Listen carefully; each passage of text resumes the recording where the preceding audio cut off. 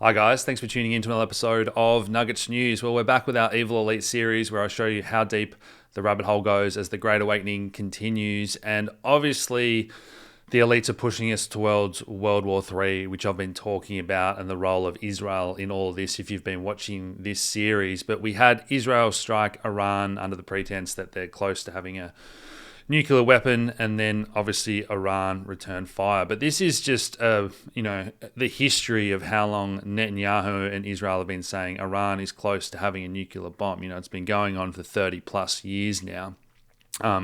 This is the same as weapons of mass destruction and all the other false flags that Israel have carried out and pushed to drag the West into war over the years. And Trump coming out and swearing, these are just wild times. Two countries that don't know what the F they're doing here. The chaos continues. But let's go through a little bit more of the history. So this is legend Bill Cooper. Highly recommend watching all his clips and interviews over the years if you haven't already. But this is 40 years ago, talking about the role of Israel in the Middle East. And they were created by the Rothschilds as an instrument to bring about the Battle of Armageddon and fulfillment of their so-called prophecy. But you've got to remember that the whole point of World War I and II, if you really go down the rabbit hole, was to create this base in the Middle East to drag the two nations, the two superpowers of East and West, into World War III. And you can read about this openly on Wikipedia. The emergence of Zionism, way back in the day, all the way through to modern times, and the British mandate for Palestine, where they were the British and the Rothschilds, one of the most evil satanic banking families in history, supporting this Zionist movement.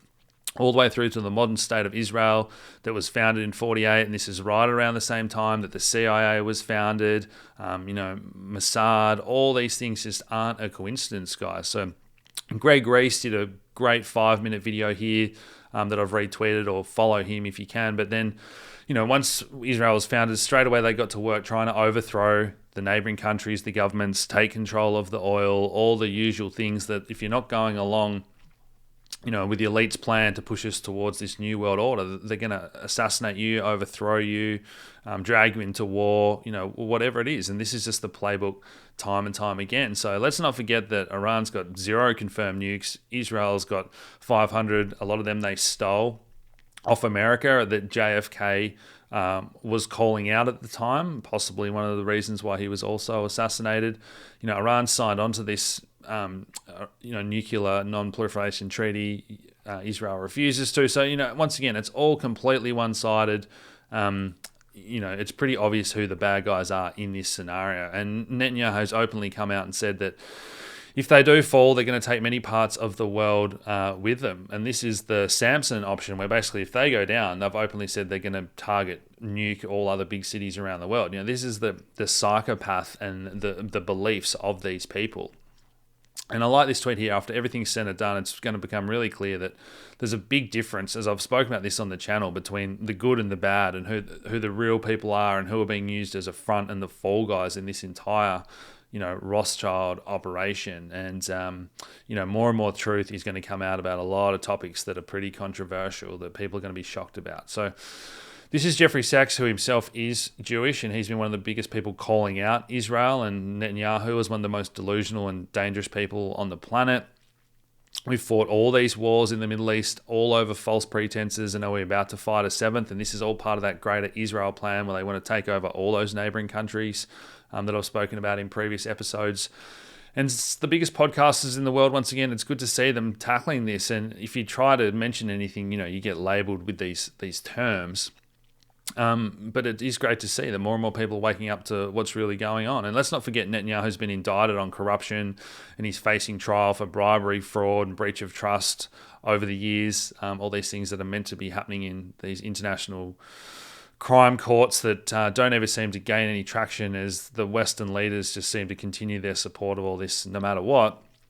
And obviously this is all tied to Epstein and the blackmail of our politicians that's becoming common knowledge now as well. And, we've got people on mainstream news coming out and making statements like this. It's just wild times we're living in. Not only that, we got these reports that Iran's hackers managed to actually get hold of a lot of this VIP pedo blackmail data in this large hack that they did. Who knows what else is on there.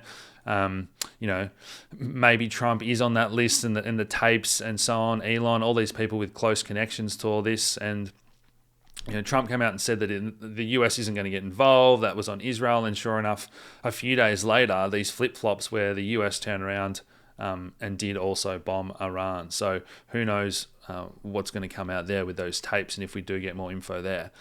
The other thing I want to mention, as I've said, it all connects back to Epstein. He was one of the big investors in Peter Thiel's Palanteer, which is this AI surveillance company that's born from the CIA and is going to be now rolled out for this digital enslavement the elites seem to want to push us all towards. And this is the CEO of Palanteer, Alex Saunders, talking about wanting to go to bed scared. This software has already been used throughout Gaza to kill Palestinians and now throughout other parts of the world. So it's going to be these AI and these bots that determine if you're good or bad, or again, as we get into some of this deeper stuff, even what you're posting on social media might not be deemed appropriate, and what's AI going to do at that point. So Palanteer, as Whitney Webb says here, is just a front, and they want to harvest all the American and global genetic data. This is all going to tie back to these next false pandemics they push, the next vaccines they push, all this type of stuff. And let's not forget everything that's going on at the moment with these global DNA heritage companies, 23andMe, handing over all their data. We've got some more news to get through here, but this is really scary where this is all going. So, look, at the moment, apparently Trump's negotiated a ceasefire, if you want to believe all that. But as Grok confirms here, how many times have Israel broken these ceasefires over the years? I don't think this is going to last very long, and we're already getting these reports that Israel are planning false flag attacks, just like they have throughout history with 9/11 and all that type of stuff, to convince everyday citizens and the masses and the US politicians, to get involved, to back us and to send us to this World War III that they seem so intent on having. And this is a quote from Osama Bin Laden, who was talking about, all this propaganda and mind control programming, trying to drag these two religions against each other and this type of thing. But he's talking about the important part here is this whole system is totally controlled by certain groups of people whose first priorities are certain countries and not the United States. So American people and citizens of the world, Australia is one of the most captured countries in the world now as well. And they just don't realize who we are slaves to and who is really running the show. So this is Candace Owens here talking about the greatest mass murderer in history that we're all taught about, relentlessly to protect a certain group of people, but yet no one ever talks about these figures of between 50 and 60 million Christians and white people being murdered by a certain, ethnic group of people in the Bolshevik Revolution as well. So a lot of people are in for a shock when they learn about more of that history about World War II. So as I said before, Australia is completely captured, and I've spoken about how we're going to get dragged into these wars, whether it's in the Middle East or over in Ukraine, and we're now deploying soldiers. There's been talk about conscription here, just like there has in the UK, as our leaders seem determined to send young men to go and die and then flood countries with immigrants. It's just absolute insanity, and we're already seeing that the immigrants will get exemptions from having to go to war. So this is in Australia, where we're now getting police door knocking about social media posts and all tying into free speech, like we've seen in the UK. I've said that it's going to come to Australia, and we've got the e-safety commissioner here, Julie Grant, claiming her role is to protect free speech, and this is just insane what they're doing now with this ID that you're going to need to prove you're over 16, and even people under 16 can't watch YouTube and tutorials or anything anymore. Absolutely nuts here. And again, it's under the guise of digital ID for everyone, but there's no way that they're going to be able to police this if you know how to use a VPN. So make sure you've got a VPN and teach your friends how to use them to get around all this, particularly the social media bans. But this is a new feature here on X where users can report illegal content in Australia. So as I said, we seem to be the absolute testbed for everything that is coming in terms of censorship and digital ID. South Australian government here can now seize privately owned lands without compensation or consent. So again, think about what's happened in Australia. And we dive deep into this in that episode I did with Jamie the other day. But digital ID. We've sold all our resources, so much abundant energy. We pay the most in the world, housing the most unaffordable in the world. This is a test bed on how you can turn a country from one of the best countries in the world to the most enslaved in the shortest period of time. And it's just so sad to see this happen in our great country. And there are still plenty of places to live, but I just think the cities are looking like darker and darker places where you do not want to be. And we're going to see this push to more Aussies, moving out further rurally and back to the country. So everything happening on social media here in Australia, I think we'll see this too. Some of the stuff that the US is passing now where, visa applicants, and we're going to see this for more and more, for banking loans or whatever it is, that you're going to need to hand over all your social media for the past 5 years to check if your views aren't supportive of those of the evil elites, which is just insane. And we saw the biggest hack, I think, in history. 16 billion passwords leaked from all the largest tech companies in the world. So do you really want to trust the government with all your information and everything when we're still continuing to see these crazy hacks from all these big tech companies that are already closely tied to the government? So, they're calling it a hack, but is this just the front to hand over all this data to Palanteer so they can help roll out all this digital surveillance faster? Apple now openly talking about their digital passport ID coming next year with the latest version of the iPhone. The UK government are now talking about collecting the DNA of all citizens at birth. Now, some people say this has already happened with some of those blood tests that babies get when they're born. Really scary when you talk about Palanteer and those other DNA articles that we just spoke.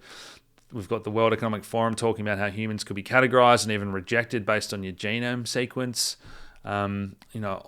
Just insane how quickly they seem to be pushing all this. And the EU wants to launch their central bank digital currency in October this year. So we're now only months away from all this happening. I know a lot of people talk about Agenda 2030, but I feel like that's when they want this all fully complete, because things are happening so fast now since the start of the year till now. It's scary to even think about how far this is going to be by the end of the year and what they're going to try and pull next. And RFK, with all the good he seems to be doing in the health space, he still seems to be doing this pushing of the narrative as well. So his vision that every American is wearing a wearable electronic data collection device within 4 years, this ties into that 2030 agenda I just mentioned. And this is the step before the microchips or the nanotech that they want to put in within everyone. So I just don't understand why he's pushing this stuff. And it is good to see citizens around the world pushing back against this replacement migration and all the other World Economic Forum policies. We're going to see this in Australia within the next 18 months. It's probably going to start in Melbourne and then Sydney and then the other big cities if nothing changes. But we continue to see record immigration numbers here during a cost of living crisis, and that winds up in stress. Okay, so let's get to some health-related issues. This is in the US where they're preparing to mass vaccinate poultry against the bird flu. And again, RFK Jr. said he wouldn't be doing this, and it seems to still be going ahead. Over in Denmark, where they're forcing farmers with more than 50 non-organic dairy cows to use Bovier. This is that toxic chemical that I've covered in previous episodes, damaging fertility. This is all part of the depopulation, Bill Gates' Planned Parenthood agenda as well. It looks like we might be getting this in Australia too. I spoke to some farmers during the week and they said they haven't heard anything about this yet, but I think the play here is if you're signing on to all these climate change agendas and methane pledges by 27, we're probably going to see farmers get pushed to use these sort of things in all the meat and dairy in Australia as well. So never been more important to shop at your local organic butcher and get to know your organic farmers that aren't going to be using this. Or if you can, obviously, one of the things we've been talking about with our high net worth clients is starting to plan to get off grid and grow your own food and have your own animals. I think that really is the dream for most people these days. It is good to see some Australian senators like Malcolm Roberts pushing back and openly calling out that all this climate change BS, and it's just another play by the UN to establish this socialist global government, digital technocracy, all the deliberate wealth transfer. And these companies have just got a long history of poisoning us. And as I've spoken about, they're poisoning your food, the air, the water, and your body. through vaccinations, and more people waking up to this is why everyone is getting cancer. 1 in 2 people now get cancer, and that's somehow been normalized where people don't really want to think about what might be causing that.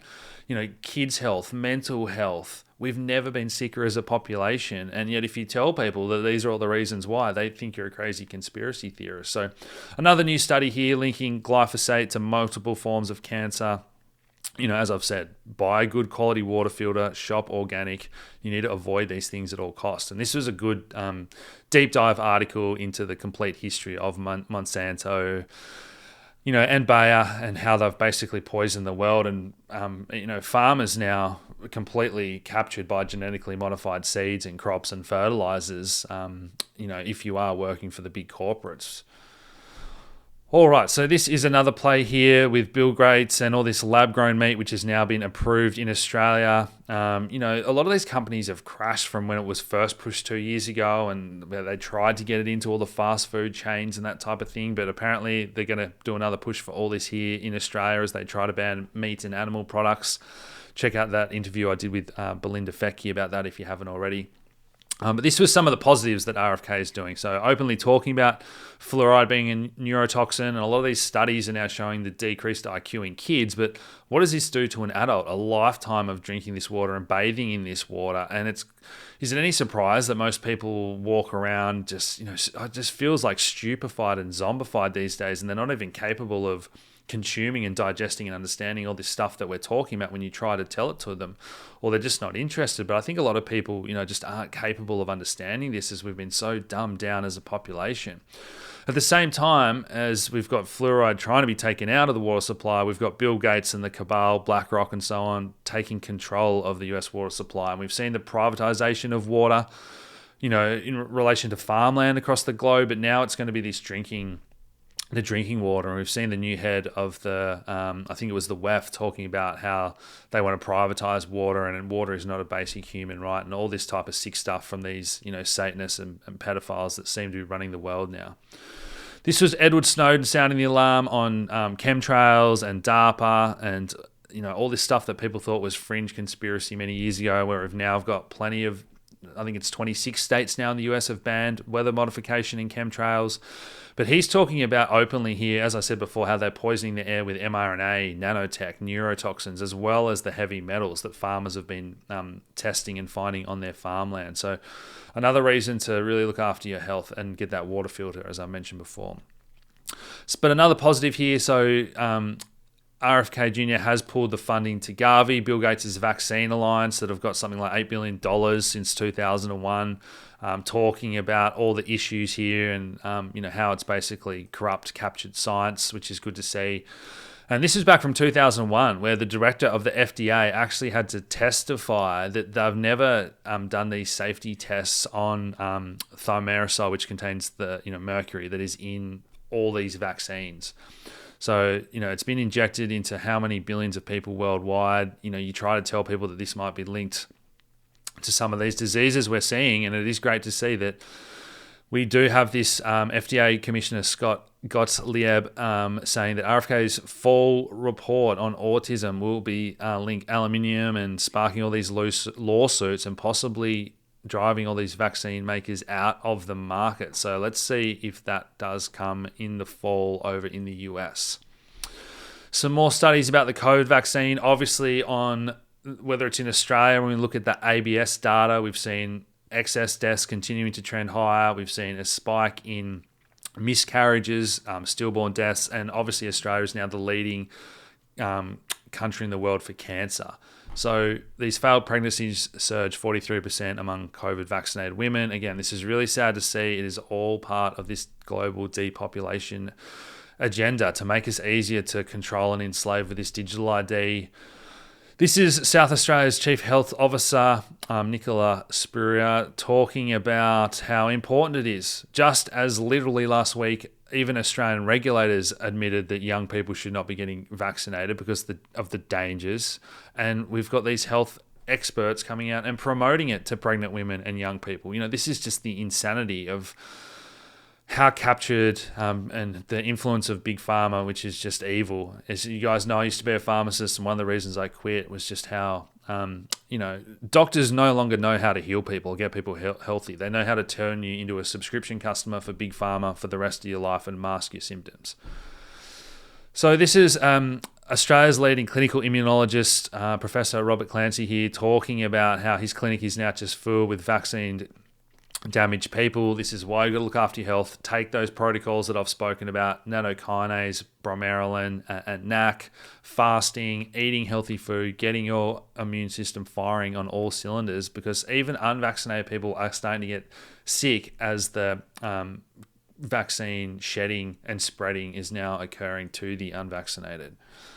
So a new FDA study here, new investigation, revealing that hundreds of drugs were approved onto the market without evidence. And remember, the only evidence you need to get a drug to market is to prove that it's better than a placebo, which is ridiculous in itself. But now we've got this evidence that they've approved all these drugs with no evidence that they work whatsoever.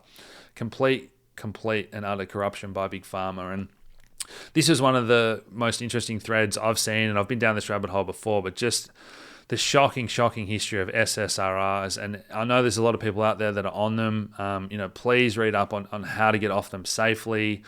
But it's just some of the stuff here of the connection to school shootings and suicides, psychotic episodes, and all this came out when they were first brought to market, and as always, completely covered up by the by the drug manufacturers.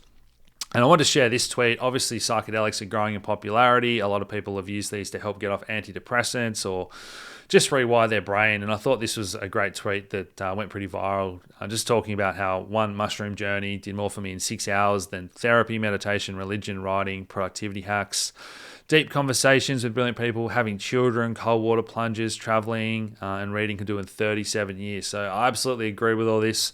Psychedelics certainly helped turn my life around after a rough patch a few years ago, and if you haven't tried them, I highly recommend looking into them and doing so in a safe setting, safe environment when you feel the time is right. But guys, I'll leave that there.